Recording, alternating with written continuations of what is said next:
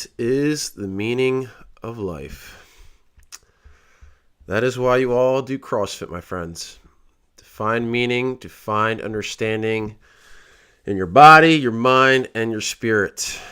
So, probably asking yourself a million questions when you first start CrossFit, just like that photo there. So, good morning. Good morning. Happy Monday. I'll probably keep this short and sweet today.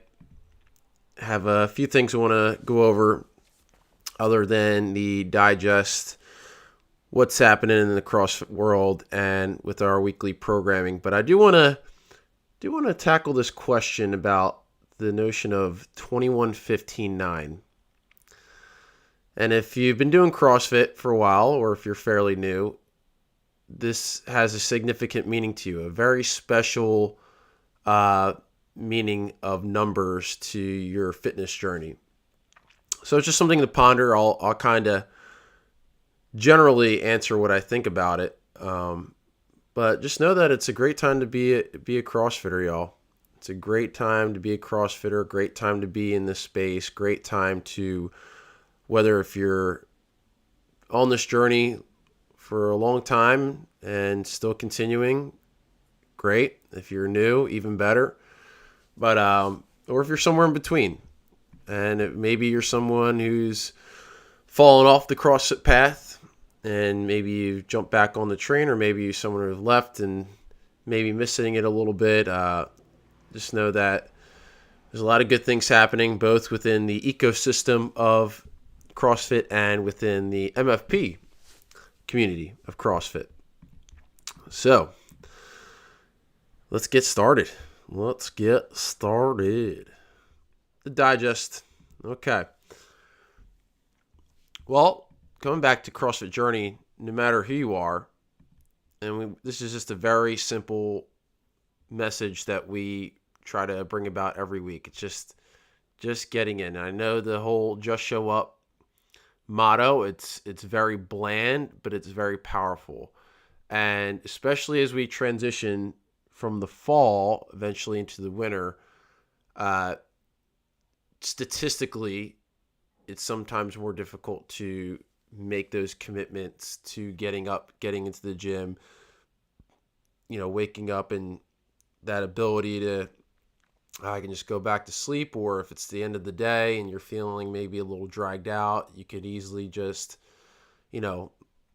call it. But just remember, one of the very simple things you can remind yourself is that you're always going to feel better when you leave. And you might not, and that doesn't necessarily have to translate to your performance of the workout. It could simply just be the transition of you moving your body and just getting that improvement of your physical well-being, right? Because again, moving your body is medicine. So just remember that, you'll always feel better. It doesn't necessarily have to be your best performance, but the key is to, make that effort, right? Stay consistent, stay present, and you'll always be grateful that you did. And the reason why I used this statement here, direction, not perfection, our guy Arnaldo, we all love Arnaldo. And it's something that he loves saying this, direction, not perfection. And I think a lot of us might take that notion as we're looking towards the future, right? And again, like, we have goals, we want to have things that we want to achieve, and continuing to do this long term into our later years. But for me, at least, I take this as a present moment concept, right? Direction is about understanding where you are, and you're exactly where you need to be at this exact moment in time, even if that exact moment in time isn't your best, right? You're maybe not feeling, performing, whatever, or going through a challenge. It doesn't have to be inside of the gym. It could be outside of the gym. And one of the best spiritual pieces of advice I give people is just like, you're exactly where you need to be. There's no coincidences. Everything happens for a reason. And so when you just kind of shift your mindset to that, You lift intentionally, live intentionally, be here, holistically engaged, ready to embrace. It's really just about acknowledging where you are in this moment in time and just doing your best to make the most of it. And just being aware, having that mindfulness of noticing that is powerful if you let it be. So again, great quote, great person, great advertisement. Love it. Also, I forgot to mention in my intro here, it was a birthday weekend. We had a birthday podcast. A lot of good things happened. I had a great birthday, by the way. Thanks for asking. Thanks, chat. All right. But I did get a gift. Very simple. You probably don't even notice here. Let me just quickly go back to my... Yeah. All right. I know you want to see Skelly here in my beautiful face, but let's just see if you notice. A very small... See that? Boom. Right there. I can't even point to it with my finger, but I got some lighting. My wife acknowledged my podcast efforts. I can change the tone here. It's like a bluish. This is like a warm red. Man, I'm making it big. Anyway, wifey acknowledged that my podcast efforts have increased via the YouTube stream. So I got some lighting. Not a full-on microphone headset yet, but we're working our way, team. We're getting there. Cool. Let's keep working down. All right. We're getting close, guys. So Thursday for the podcast, I will reveal the 5 workouts for the Just Show Up Cup. That way you'll have a nice few weeks of notice just to mentally prepare. Just showing up at the gym will physically prepare you for the workouts. But I will reveal the workouts, how they're going to flow. I'll post them online. Obviously, attending the classes will give you a full breakdown of what we're going to do. But it should be a lot of fun. The whiteboard's filling up. People are getting excited. Again, it's okay if you only do a few of those classes throughout the week. Simply just an accountability week. And I'm really looking forward to it. I think just this whole idea of when we do events and keeping it just condensed to the week flow of how we're already just going through our day-to-day lives has been simple and effective instead of like trying to have a date, trying to have an event. And I think I might do something similar with like the holiday weekend or week for you guys once we get to that season. So yeah, just make sure you guys are ready to rock, right? And if you're not sure, just show up to class. You'll find a friend in class. It's going to be fun. I'm definitely excited to try these workouts out myself. So my best friend at the 4 a.m. class will be Skelly. Skelly the Skeleton. All right, so we're going to bench press this week. And I know I've talked about this whole idea of the bench press being an overvalued movement, just in terms of how it's looked at within the collective consciousness of the fitness and strength and conditioning world. And it does have value, absolutely, because from a loading perspective, if you're someone who just needs to increase upper body strength and struggles with doing push-ups or volume of push-ups or technique, the bench press could be a way of overloading and building some foundational strength in that plane of motion. My issue with the bench press, one, is that it shouldn't be looked at as like an end-all be-all. Really, in anything we do in CrossFit, if you are somebody that identifies yourself as a CrossFitter, and I 100% do, and that's why you go to a CrossFit gym. If you go to a CrossFit gym, you're a CrossFitter, at least with the program that we do. Nothing should be overvalued. We want to have a decent balance, not just of movements, but movement plane of motions, volume of stamina within our muscle groups, being able to adapt to certain stimuluses that's not just short, not just medium, not just long.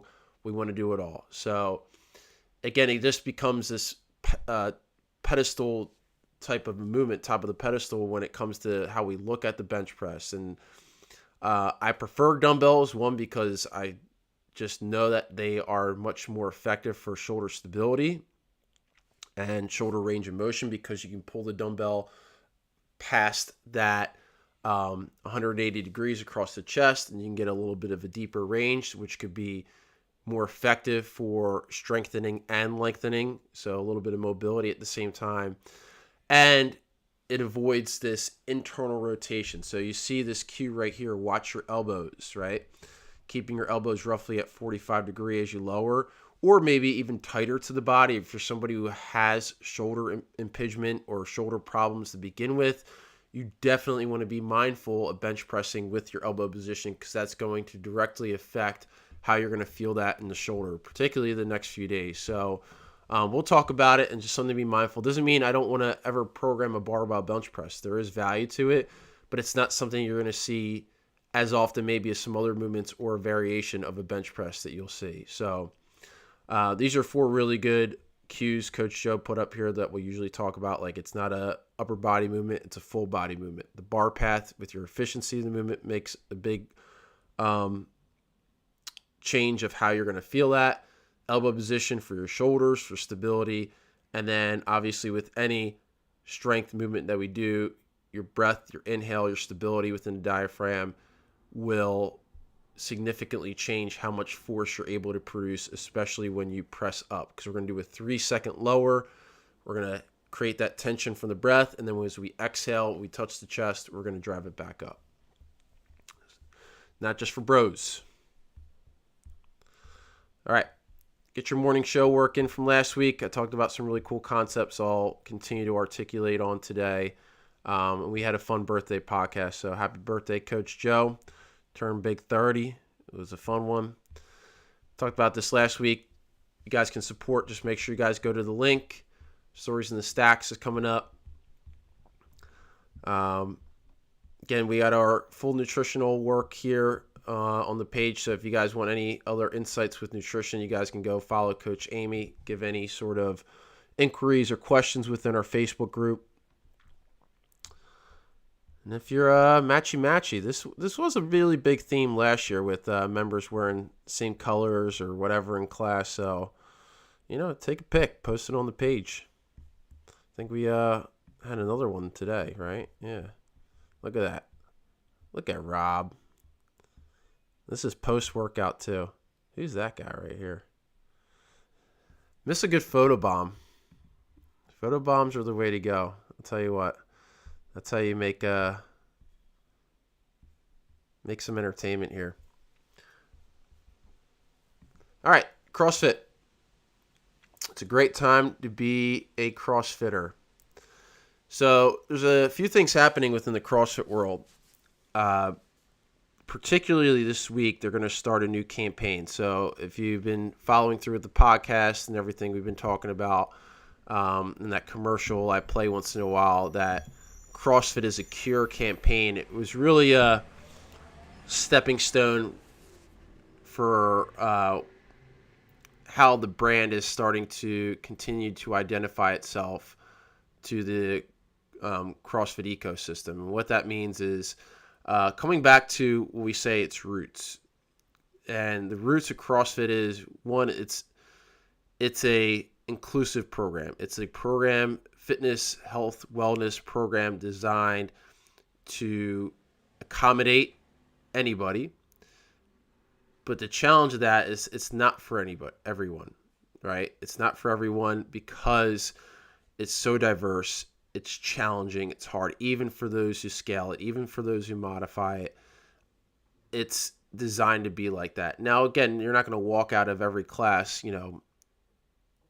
just completely drenched or just taxed where you can't continue your day, right? That's not the point of CrossFit. We want to make sure that when you leave the gym that you're able to succeed in your lifestyle outside of the gym.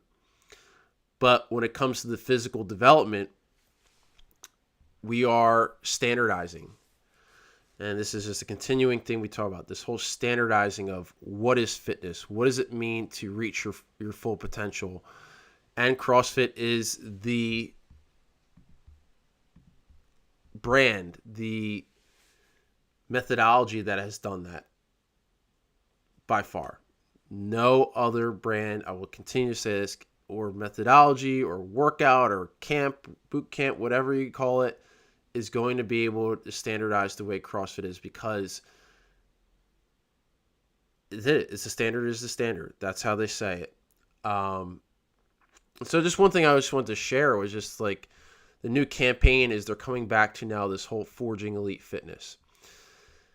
This is one of the roots branding of what CrossFit did back in the day, is that they had this statement, CrossFit Forging Elite Fitness. That was like the original brand, the original ecosystem type of vibe they created. And in the early days, let's say the early 2000s into the early 2010, 11, 12, 13, it was still somewhat of, I don't want to say raw, but it was more of like, it had a hardcore vibe to it. And it was great. And I think it attracted the right crowd at the right time. And this whole Forging Elite Fitness maybe got lost into this idea that CrossFit was only for the people that wanted to be hardcore, that wanted to train hard, that wanted to really push their physical limits. And it can do that for you. But again, that's not the core purpose of the methodology. Like I said, it's really designed to take the person who needs to get up off the couch and to make them a completely better performing, happier human, healthier human that can do things that they never thought they could imagine. And so I think when it comes to this whole idea of Forging Elite Fitness, they say it here, it's never about ability. It's about your willingness. So that person on the couch who's never worked out, they have to be willing to make a change. It's for you, right? For anyone, but not for everyone. So you have to be willing to make that change, however that is, what's going to pull you in. And back in the day, it was the CrossFit Games. And there was a whole discussion about the CrossFit Games with Director Dave Castro, James Hobart, and Seth Page on the CrossFit podcast about this distinction between the everyday CrossFit affiliate, everyday person that walks into a CrossFit gym, and the people that participate in the CrossFit Games. Is there a difference? Yes. Are they one and the same? Yes. To make it to the games, to make it at that level, to be at that standard of quote-unquote elite, requires you to start somewhere. And all these people, if you go to the CrossFit Games, you're going to see a lot of high-performing athletes. They all started, believe it or not, somewhere very, very similar to where we did. Maybe they had a higher bar entering from wherever background and whatever they did. And now to even make it, you have to be a little bit younger to start. And you're seeing a lot of young athletes raising up. But you also see the masters. You see the adapted. You see these people who put in the work, right? Consistency, just like that message here at MFP. Continuing to grow, continuing to show up, continuing to have the right program, the right protocols, thinking long term. So this is just something really to keep in mind of. And I'm excited to see how they enter this new campaign. Apparently it's going to be announced this week. And just some other really cool things within the CrossFit Games ecosystem. We know the open date. We know the quarterfinals. We know some really cool things. They just announced, this is like huge. The first open announcement is going to be in Europe, which is nuts.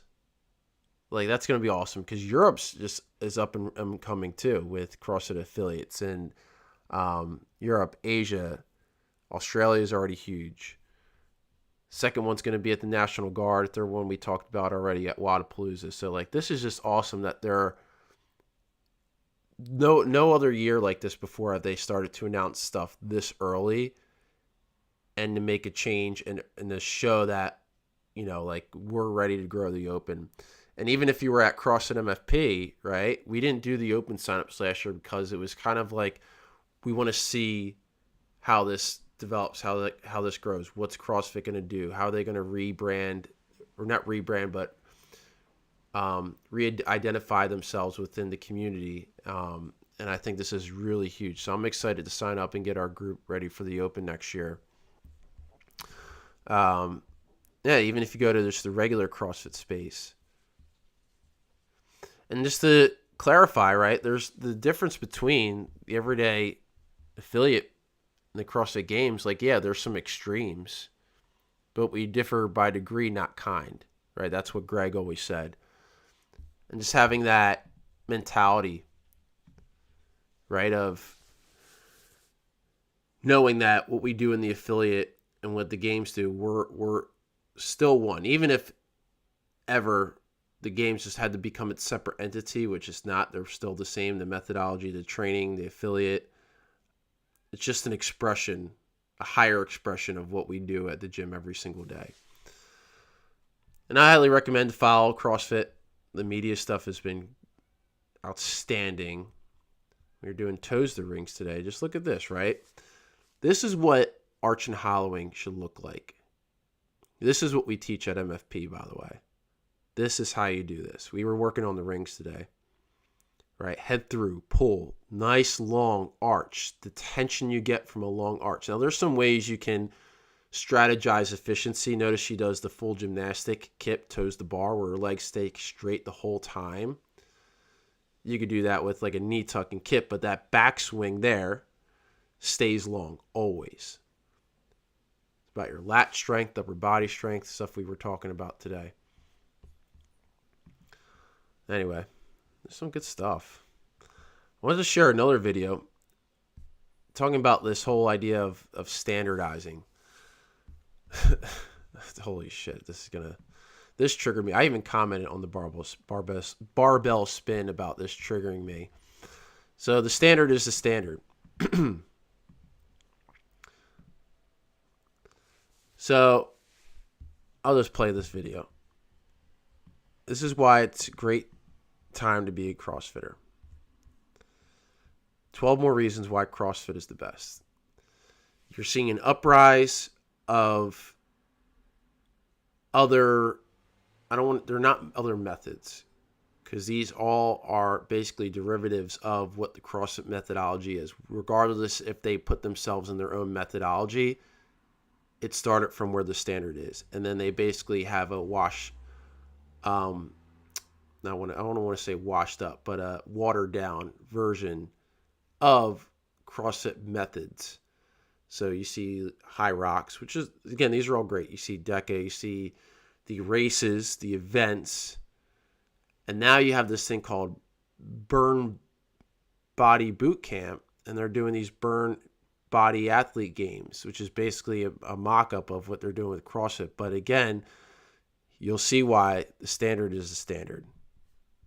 August at 20 of our host locations. 64 made it here to finals, 16 in each of our divisions. Now, this is a tough competition. This is the best of the best. Our elite athletes, the top 1% of Burn Nation, and they have fought and clawed their way to get here. Okay, we already got this going on. All right, tell us. Place it made worrying about today. A lot to do still. It's a marathon. So how are you processing? Before 5:15 p.m., so I don't have much time. But during box, That keeps him going. Yeah. They're neck and neck. All right. Lyle Schwartz. Ooh. Box jump. That's a no rep. He's got to drive those hips forward, bite the quad burn, stretching, Like lots of foam rolling. What is Grant Luke? And then they have his elbows are bent, and it's barely getting. Again, I never again want to be the person and knock off other people working out, right? I think, moving is great regardless. But again, it comes to like the standardizing, right? And you can see plenty of CrossFit fails and poor mechanics and whatever online, and we call out our own community as well. But this is like, and I've said, like, why am I so triggered? And it's not like these people don't have a level of fitness, but the lack of standard, especially when you have an event and a competition where you have people working out against each other for prizes and all that. Like the standard of the squat depth, standing up fully of a deadlift, having a standard of getting from one side of the box to the other, straight arms when you're hanging, teaching good arch and hollow. Like there's no standard of the kettlebell swing, even though they're just kind of swinging and going. And I said, it's triggering because the way I guess I could think about it is, you have CrossFit, and CrossFit is like, it's your child. And then your child starts to develop and gets older, and maybe your child starts hanging out as they get older in their teens. They start hanging out with the wrong crowd. They start becoming influenced by, the wrong friends, the wrong groups, and you see them kind of teetering off, right? And they know what the standard is. They know what you've taught them. You're a great parent. You gave them a great childhood, brought them up well, great etiquette, manners, all those things. And they start hanging out with the wrong kids, being influenced, doing things to poor standards. And I don't know if this is the right analogy, by the way, but this is kind of what I'm thinking in my head. And this is like kind of what has happened over the years with CrossFit, right? It's like the people start taking this and start putting this the standard of the methodology in the wrong groups with the wrong people to the poor standards, and now it just ends up becoming I don't know, just not what it's intended to be. And that's fine. We can have these events like this and these programs and these, burn body boot camps or whatever. But coming back to like the raw old school, right? Even at the old days, CrossFit was the standard. And so this video I always love to come back to. The workout called Nasty Girls. 3 females. This is back in the day, like 2005 or something like that. You have Nicole Caro, who's still part of CrossFit HQ. She's basically like a head of affiliates and training department. You have Ava on the right here. There's a hero workout or girls workout named after her because she died of cancer. And in the middle of Annie Sakamoto, who's basically a legend within the CrossFit community as a competitor, as an affiliate owner, as a human being, as a coach, as a red shirt. Oh, why can't I get this video? Hold up. Hold on, I'm almost there. I'll just start playing it. There you go. Full squat, full extension. Clearly showing that they want to stand up. Using a med ball to show their depth. This isn't even in the best part. Just wait till you get to it. They're doing 50 reps as fast as possible. Again, this is where I came back to like it's just a little raw, right? You'll see their mechanics on the muscle ups.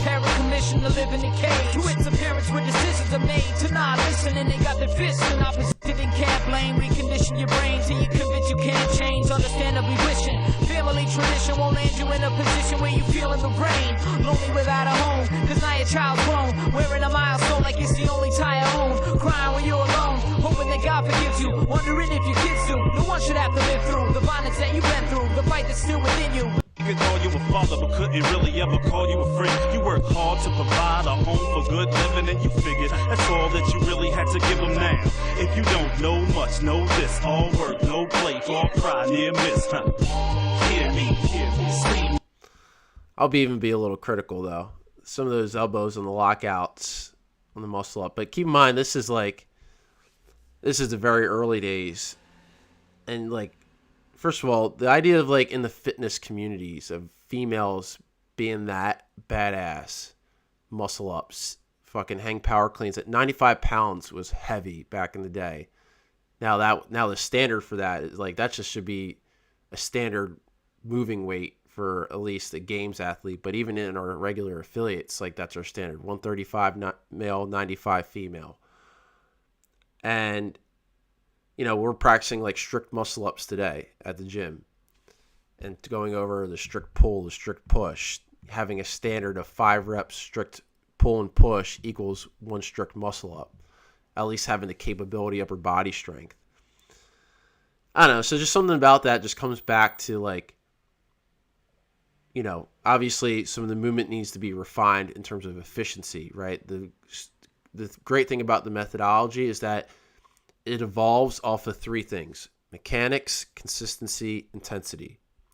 The mechanics of your movement, how efficient you are, your control, movement, range of motion, the habit of continuing practicing those mechanics, and then we bump up the progression, the intensity. And you'll see like now 7 muscle ups with good kipping, arch, and hollow for females, at least to the higher standard, that's like easy, right, for that workout now. And so how that's evolved. So there's some really cool things I was thinking about. And again, this whole idea of coming back to the 21-15-9. And why 21-15-9? Why is that such a big part of CrossFit in terms of a rep scheme? You have the beauty of starting at a higher rep, descending to allow intensity, to allow a progression throughout the workout. All those things play a role, but coming back to like what CrossFit is, it's poetry, it's art. And that's really the idea, the bigger idea of what 21-15-9 represents, other than a good rep scheme for performance. It shows this art. It just becomes the perfect amount of reps, the perfect beauty of numbers, that shows like the standard of what CrossFit created. So all the good stuff. All the good stuff. All right, quick commercial. Talk about some workouts, talk about some programming, and we'll wrap it up.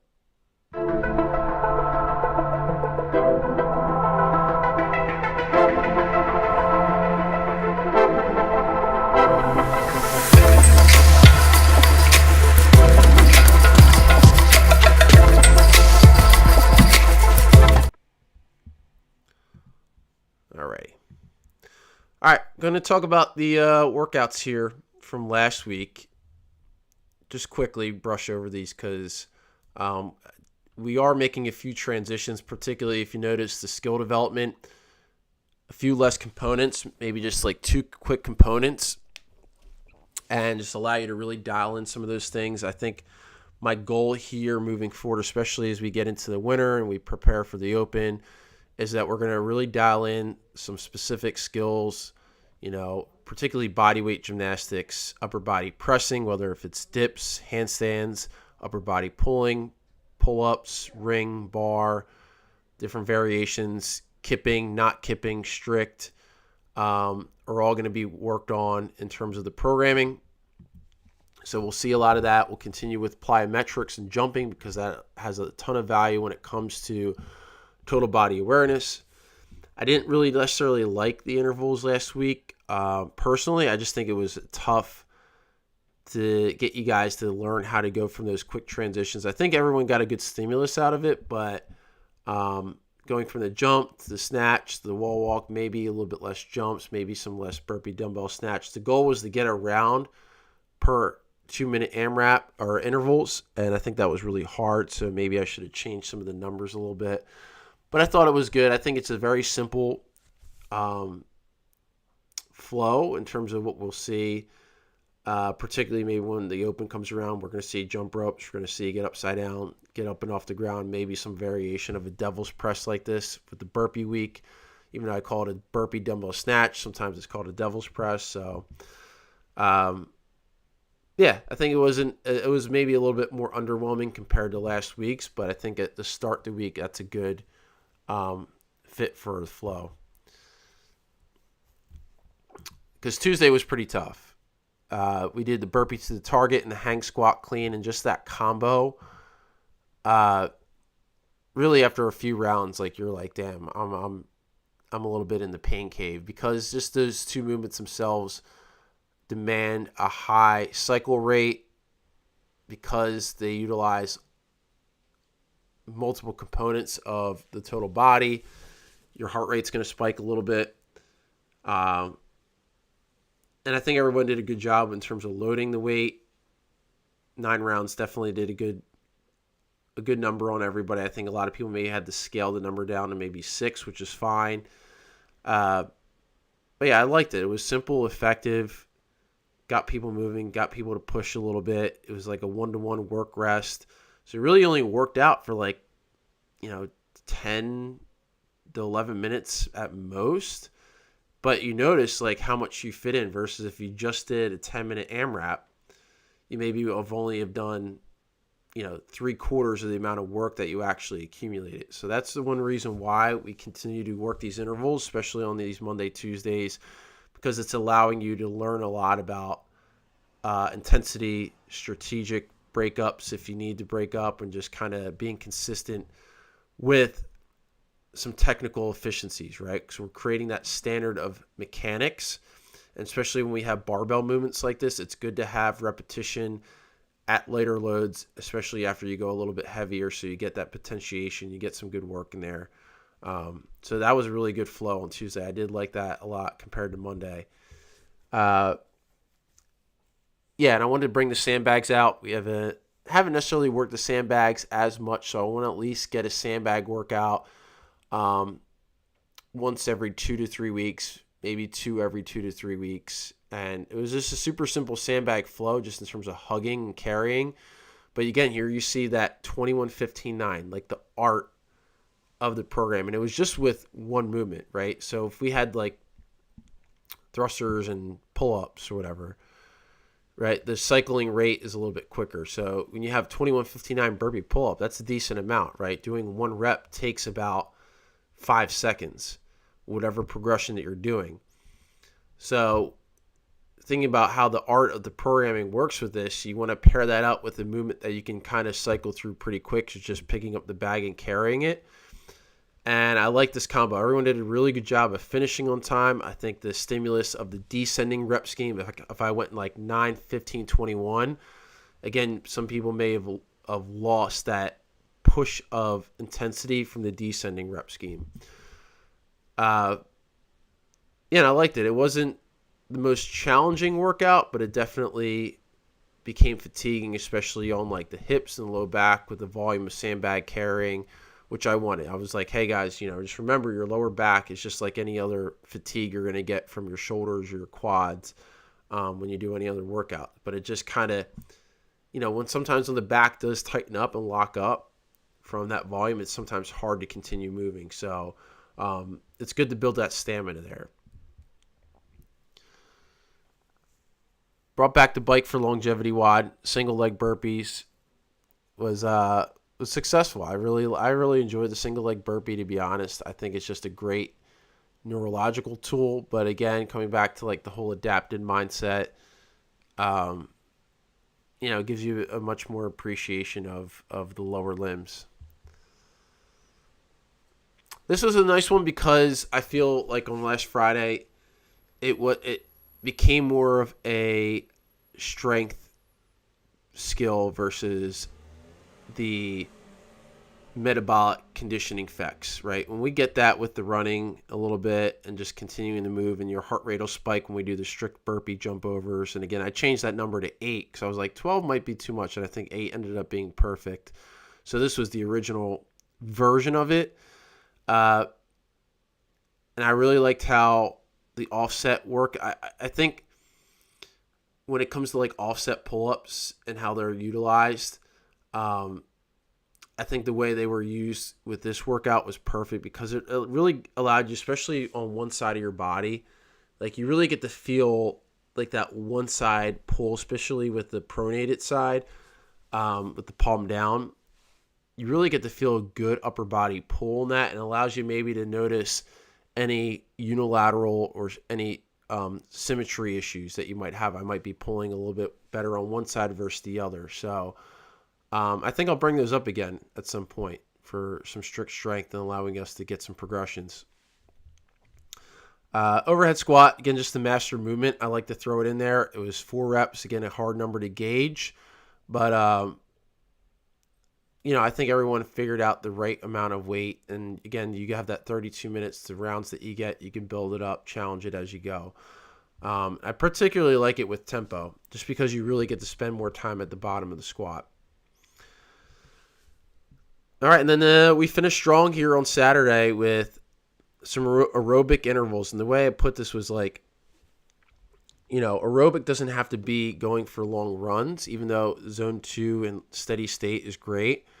You can build capacity and stamina and cardiovascular conditioning through longer amounts of work and volume, and really spread that out with work rest. So again, like this interval takes about 5-6 minutes. So you get 2 to 3 minutes of rest, maybe even a little bit less depending on what you're doing.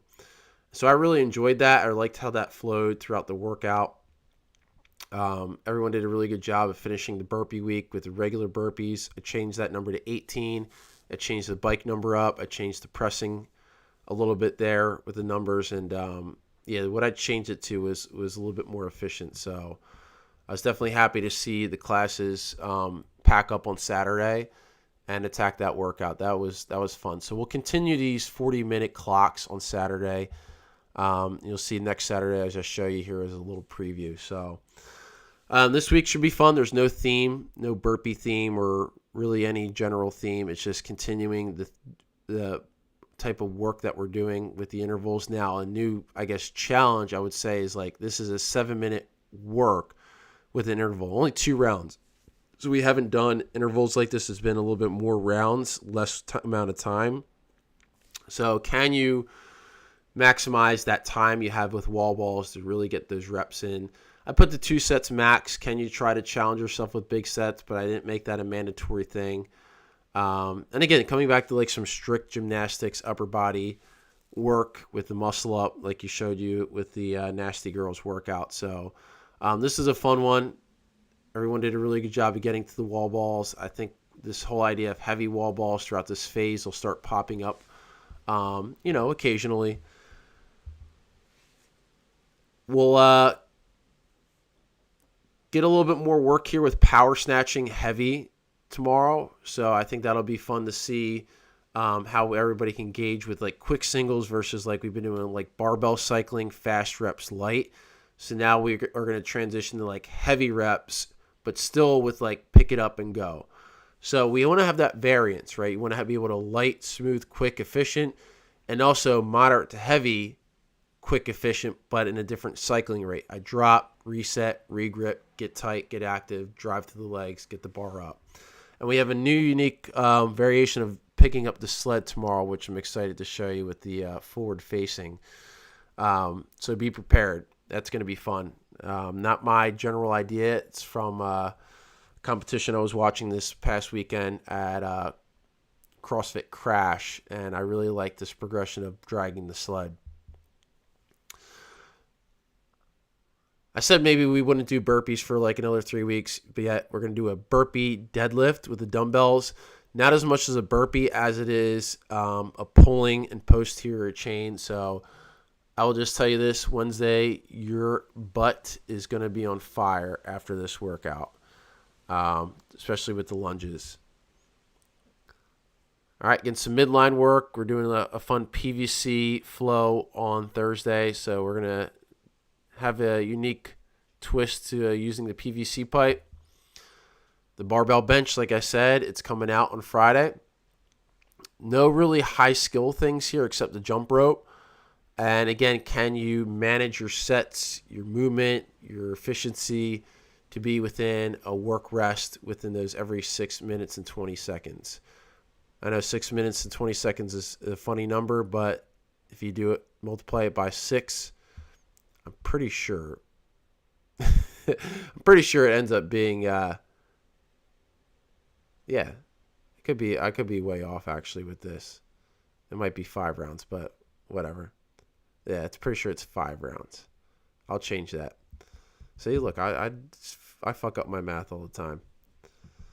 All right, and then lastly, like I said, the 40-minute clocks are going to spice up a little bit. So be prepared. The 40-minute EMOM concept is a thing within the CrossFit conditioning world. We're going to get the legs a little bit because we are definitely taxing some upper body this week. So be prepared for Saturday. Hopefully we get a good amount of people like we did last week, and it's going to be fun. So I'll break those down next week a little bit more in detail. But, yeah, be ready to tune in. Thursday, we're going to go over the Just Show Up Cup workouts. We're going to have a lot of fun with those. Coach Joe's going to give his initial reaction thoughts to the workouts. And, yeah, we're just going to continue to spread the good word of CrossFit. Again, like I said, it's a great time to be a CrossFitter. So stay tuned as you see the CrossFit Games season evolve.